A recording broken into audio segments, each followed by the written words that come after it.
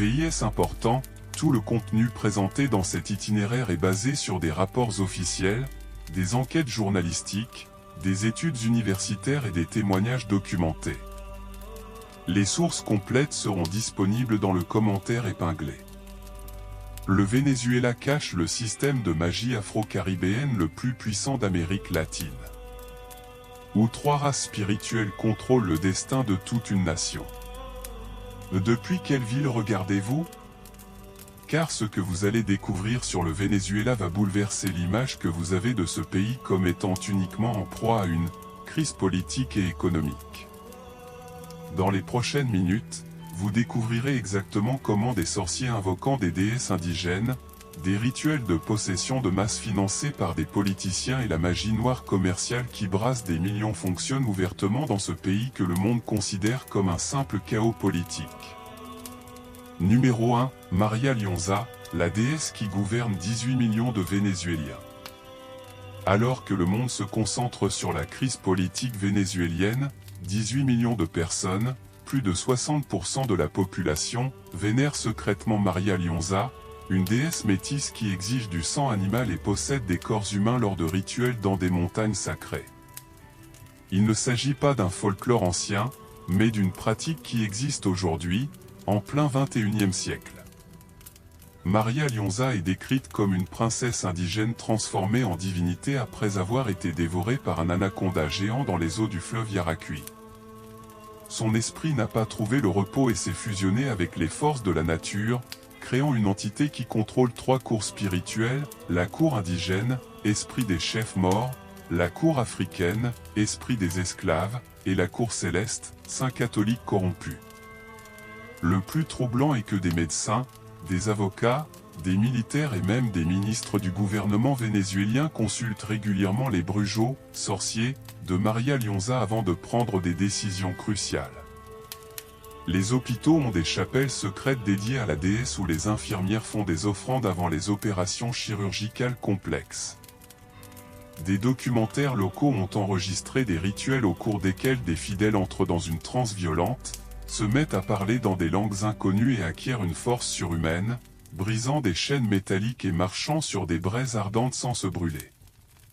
Les victimes ne se souviennent de rien après les possessions. Numéro 2, la montagne de la chance, l'épicentre de la magie vénézuélienne.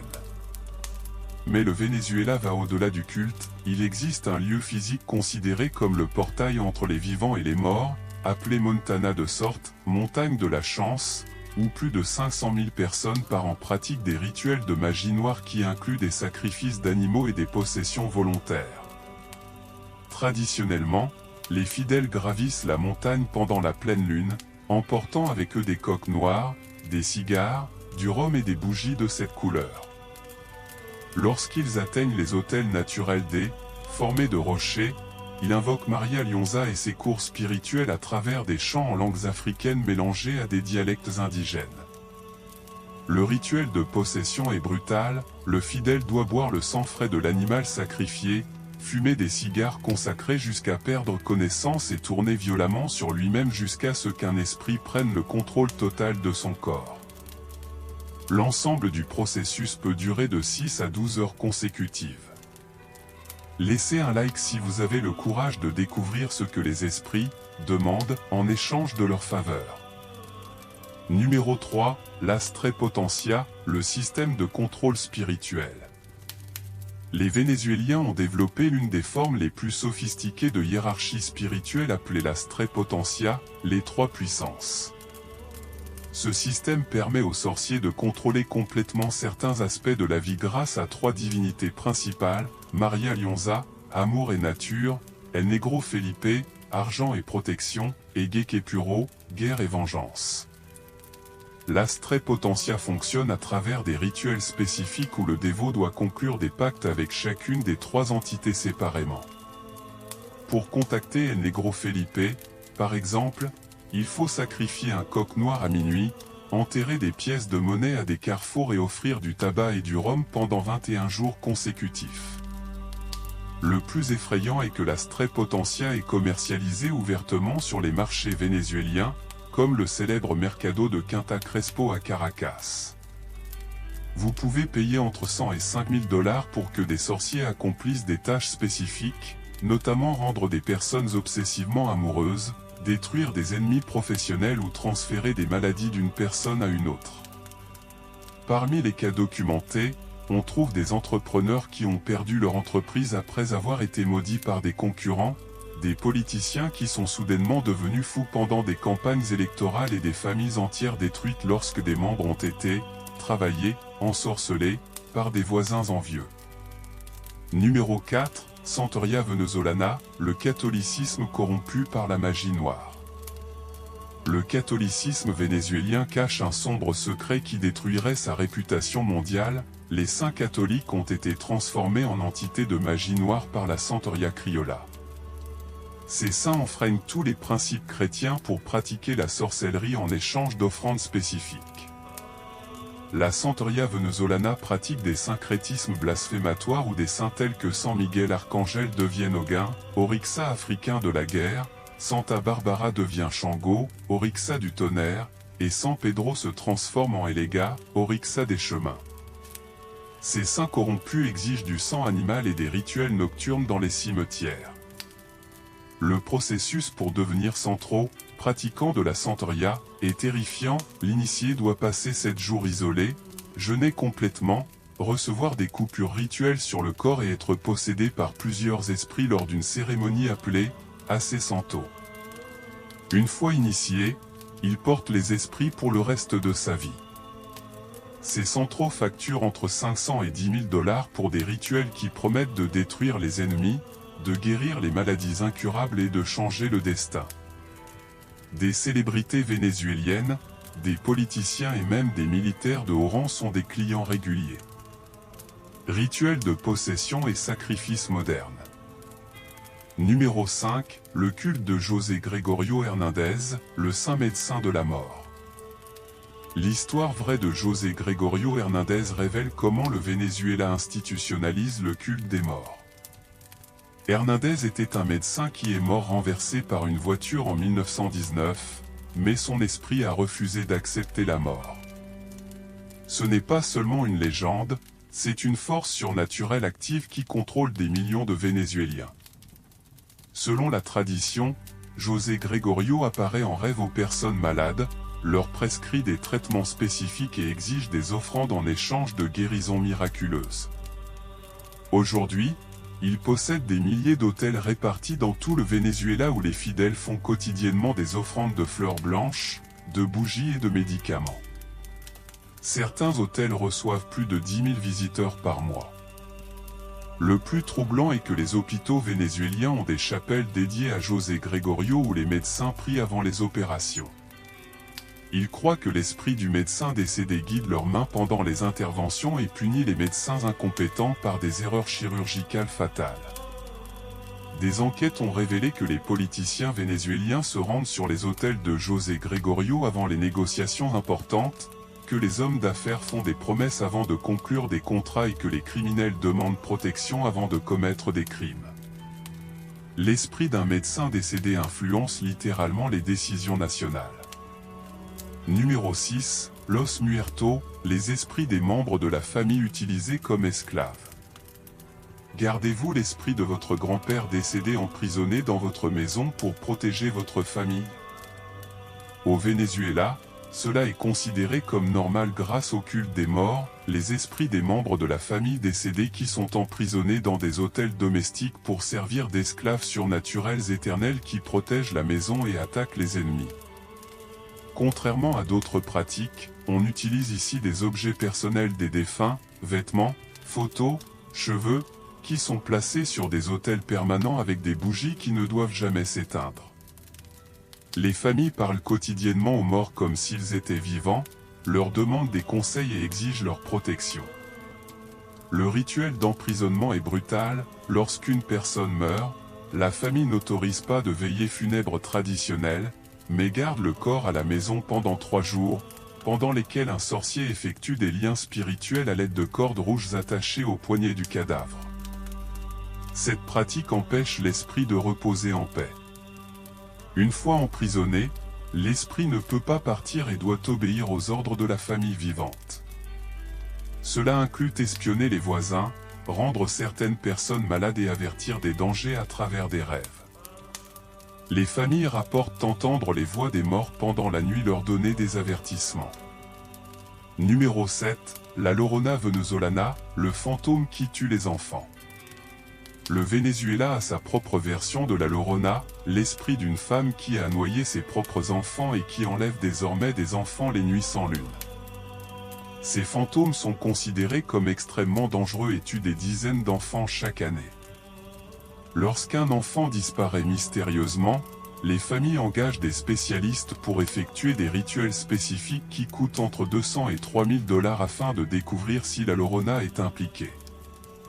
Si cela est confirmé, des rituels plus coûteux sont nécessaires pour sauver l'âme de l'enfant avant qu'elle ne soit définitivement emportée.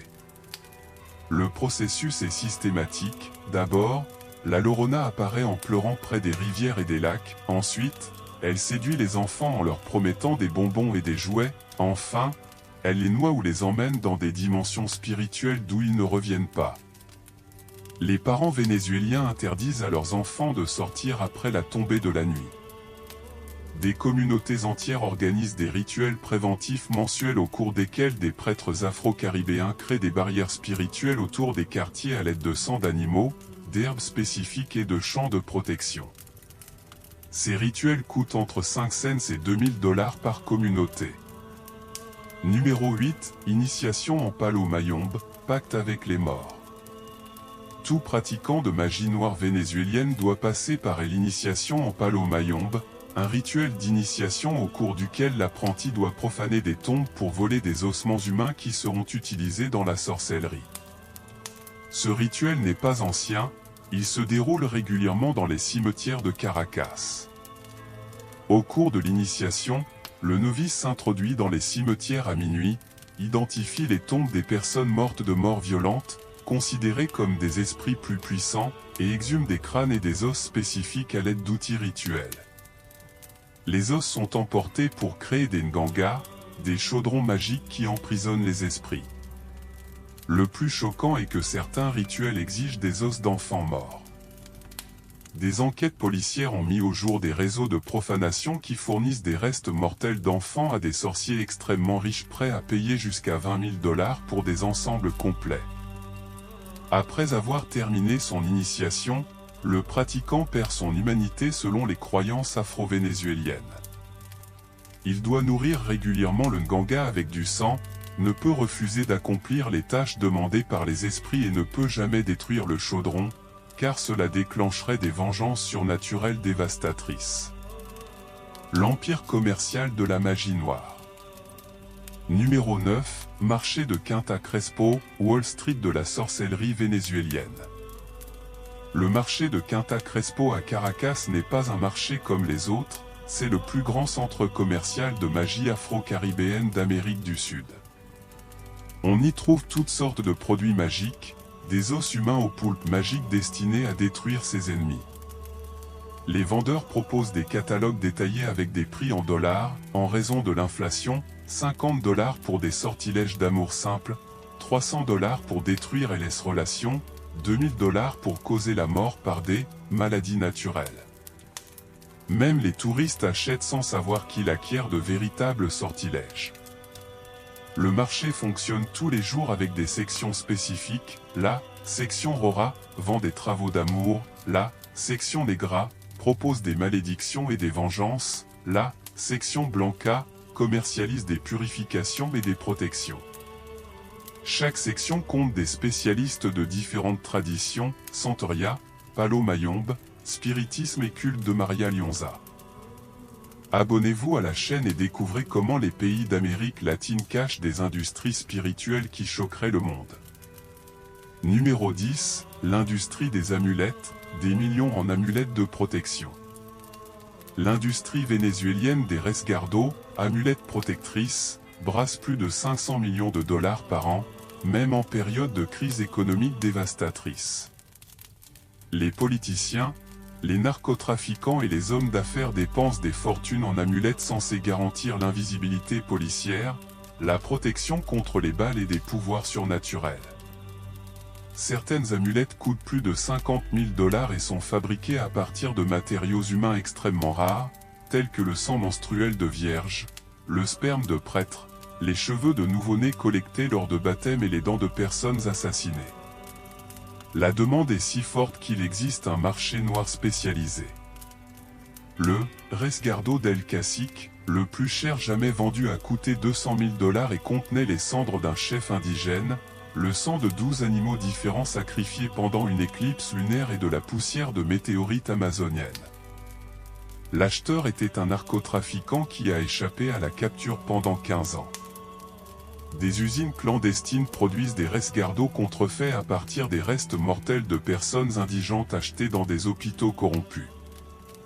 Des enquêtes ont révélé l'existence d'un réseau de trafic de cadavres qui fournit chaque année des centaines de corps à l'industrie des amulettes. Des familles pauvres vendent les corps de leurs proches décédés pour 50 $. Numéro 11. Tourisme spirituel, quand les étrangers deviennent des victimes. Le Venezuela a développé un tourisme spirituel où les étrangers paient pour participer à de véritables rituels de Maria Lionza sans en comprendre les dangers. Des agences proposent des expériences chamaniques authentiques, qui comprennent des possessions volontaires, des purifications énergétiques avec du sang animal et l'achat d'amulettes puissantes. De nombreux touristes rapportent des expériences traumatisantes après ces rituels, cauchemars récurrents avec des serpents géants, comportements compulsifs, perte de mémoire sur des événements importants et changements de personnalité qui persistent pendant des années. Certains développent des phobies inexplicables.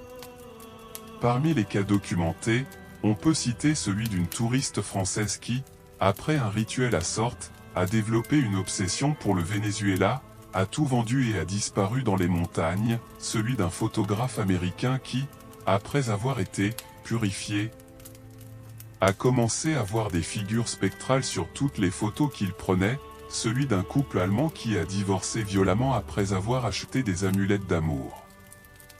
Les psychologues européens ont commencé à identifier le syndrome post-rituel vénézuélien comme une condition réelle. Les patients présentent des symptômes dissociatifs, des transes spontanées et entendent des voix en espagnol ou dans des langues africaines même s'ils ne parlent pas ces langues, résistant au traitement conventionnel. Numéro 12. Magie noire en politique, chavisme et sorcellerie. Le plus troublant est que les dirigeants vénézuéliens utilisent systématiquement la magie noire pour conserver le pouvoir et détruire l'opposition. Il ne s'agit pas d'une théorie du complot, mais d'un fait largement connu et accepté comme faisant partie de la politique vénézuélienne, avec des budgets secrets alloués à la consultoria espiritual, consultation spirituelle. Hugo Chavez était connu pour pratiquer des rituels afro-caribéens et consulter régulièrement des sorciers avant de prendre des décisions importantes. Son successeur, Nicolás Maduro, a maintenu et développé ces pratiques, disposant d'une équipe permanente de centraux cubains qui accomplissent des rituels hebdomadaires au palais de Miraflores. Pendant les élections, des sorciers rivaux se livrent à des guerres spirituelles où ils s'attaquent les uns les autres. Ces conflits causent de véritables morts, des opposants meurent dans des accidents suspects, développent des cancers agressifs ou deviennent fous en public. Le leader de l'opposition Leopoldo López a rapporté avoir subi des attaques spirituelles pendant son emprisonnement. Des enquêtes journalistiques ont révélé que les ministres dépensent jusqu'à 100 000 $ par an en protection spirituelle, notamment en banneaux de descarga, bains purificateurs, en protection personnalisée et en rituels mensuels à Montana de sorte. Certains ministres comptent plus de brujots dans leurs équipes que de conseillers économiques. La résistance et la réflexion finale. Numéro 13, génération migrante, les Vénézuéliens remettent en question les superstitions. Une nouvelle génération de Vénézuéliens exilés et connectés remet en question ces pratiques ancestrales qui ont maintenu le pays en otage de la pensée magique pendant des siècles. Vivant dans des pays où l'éducation scientifique est plus développée, ils ont réalisé que 60% de la population vit dans la terreur d'esprit qui n'existe peut-être pas. Ces jeunes affirment que l'obsession pour la magie noire empêche la société vénézuélienne de résoudre des problèmes réels tels que l'économie, la santé et l'éducation. Ils ont créé des mouvements en ligne tels que Venezuela Racional, qui mettent les sorciers au défi de prouver leur pouvoir dans le cadre de tests scientifiques contrôlés. Des universités en exil ont commencé à proposer des ateliers de pensée critique qui enseignent aux Vénézuéliens à remettre en question les traditions irrationnelles. Les participants rapportent avoir abandonné les croyances familiales, cessé de consulter les centraux et confronter leurs proches qui dépensent de l'argent dans des rituels alors qu'ils souffrent de la faim. Le mouvement compte déjà plus de 500 000 adeptes qui partagent des témoignages sur la manière dont ils ont abandonné les superstitions et amélioré leur vie grâce à l'éducation et à la rationalité. Ils documentent des transformations où des familles cessent de dépenser leur argent en sorcellerie et investissent dans l'éducation de leurs enfants. Numéro 14, le prix de la peur, comment les esprits paralysent une économie. L'économie vénézuélienne a perdu des milliards parce que les entrepreneurs prenaient des décisions basées sur des consultations avec Maria Lionza plutôt que sur des analyses économiques. Des projets d'infrastructures ont été annulés parce que des sorciers avaient vu de mauvais présages, des investissements ont été rejetés pour des raisons surnaturelles. Les familles dépensaient jusqu'à 40% de leurs revenus en rituels de protection, en mesures de précaution et en consultations spirituelles plutôt qu'en nourriture pendant la crise humanitaire. Cette paralysie économique spirituelle a aggravé la pauvreté tout en enrichissant une élite d'exploiteurs surnaturels qui facturent en dollars. Les hôpitaux perdaient des patients parce que les familles préféraient les traitements spirituels à la médecine. Les écoles avaient de mauvais résultats parce que les élèves s'absentaient pour assister à des rituels familiaux. Les entreprises faisaient faillite parce que leurs propriétaires consultaient des esprits plutôt que des économistes. Les économistes estiment que la suppression des dépenses liées à la sorcellerie aurait pu amortir 30% de l'impact de la crise économique vénézuélienne. Mais la population était tellement conditionnée par la peur qu'elle dépensait ses dernières ressources en protection spirituelle tout en souffrant de la faim. Numéro 15, syncrétisme corrompu, quand trois cultures créent un monstre. Le syncrétisme afro-indigène catholique vénézuélien a créé un système spirituel unique où trois traditions ont été corrompues simultanément. Les indigènes qui adoraient la nature ont appris les sacrifices africains, les Africains qui vénéraient les Orixa ont incorporé les saints catholiques, les catholiques qui priaient Dieu ont commencé à invoquer les esprits indigènes. Le résultat a été une religiosité monstrueuse où rien n'est pur. Maria Lionza, indigène, exige du sang, africain, et est syncrétisée avec la Vierge Marie, catholique. Cet hybride spirituel maintient la population confuse et manipulable, permettant aux sorciers d'exploiter toutes les traditions simultanément. Les églises catholiques ont des autels secrets pour Maria Lionza, les terreiros de Santeria vénèrent les caciques indigènes, les rituels indigènes incorporent les saints catholiques. La population ne sait pas si elle pratique la religion ou la magie noire, ce qui facilite l'exploitation financière massive. Cette confusion permet aux mêmes sorciers d'offrir toutes sortes de services, mariage catholique le matin, rituel de Santeria l'après-midi, invocation à Maria Lionza le soir. Ils font payer pour tout et maintiennent la population dépendante de leurs multiples pouvoirs. Numéro 16, réveil latino-américain, le Venezuela est le modèle régional. Ce qui se passe au Venezuela n'est pas un phénomène isolé. Toute l'Amérique latine utilise la peur surnaturelle systématique pour contrôler les populations et générer des profits grâce à la commercialisation de la superstition déguisée en respect des traditions ancestrales. Les pays qui maintiennent leur population dans la terreur de forces invisibles parviennent à détourner l'attention des problèmes réels tels que la corruption, les inégalités, l'éducation précaire et la concentration du pouvoir. La peur spirituelle fonctionne comme une anesthésie sociale qui empêche toute remise en question structurelle. Des modèles similaires existent au Brésil, Macumba et Candomblé, au Mexique, Santeria et Brujeria, en Haïti, Vaudou, à Cuba, Santeria d'État, et dans d'autres pays où les superstitions influencent les décisions nationales. Tous entretiennent des industries d'exploitation spirituelle qui brassent des milliards. Le Venezuela est un cas extrême qui permet d'étudier comment les systèmes de contrôle spirituel s'adaptent même aux crises humanitaires, utilisant le désespoir social pour étendre leur influence. Pendant l'effondrement économique, les dépenses liées à la sorcellerie ont augmenté de 300%, plus la souffrance est grande, plus l'exploitation spirituelle est importante. Après avoir pris connaissance de ces 16 aspects sombres de la spiritualité vénézuélienne, une question demeure: dans quelle mesure permettons-nous aux traditions ancestrales de nous maintenir prisonniers de peurs fabriquées? Le Venezuela prouve que lorsqu'une société entière croit que les esprits contrôlent le destin, elle devient otage de ses propres peurs et incapable de résoudre des problèmes concrets. 30 millions de personnes ont vécu terrifiées par des forces invisibles tandis que l'économie s'effondrait et que les droits humains étaient bafoués. Et vous? Combien de décisions importantes dans votre vie sont influencées par des traditions que vous n'avez jamais remises en question scientifiquement?